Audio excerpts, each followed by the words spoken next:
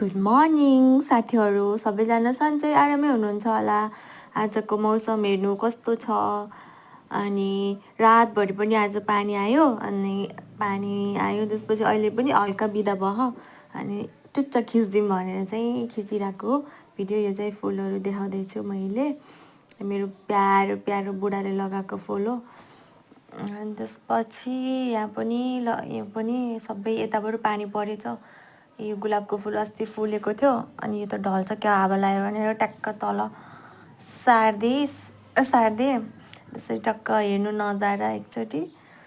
अनि पहिलाको सालकोमा त वैशाखमा पनि यस्तो पसिना चुहुने घाम लाग्थ्यो। अहिलेको वैशाख त यस्तो मस्त तरिकाले गयो नि, मस्त तरिकाले गयो। घाम पनि भएन खासै, आनन्द। यो चाहिँ पछाडिको भ्यू हो। आज वैशाखको 21 गते हो, तर पनि वैशाखको मौसम एकदम मस्त तरिकाले गयो, केही गर्मी भएन। आजको लागि यति नै, थ्याङ्क यू, बाई बाई।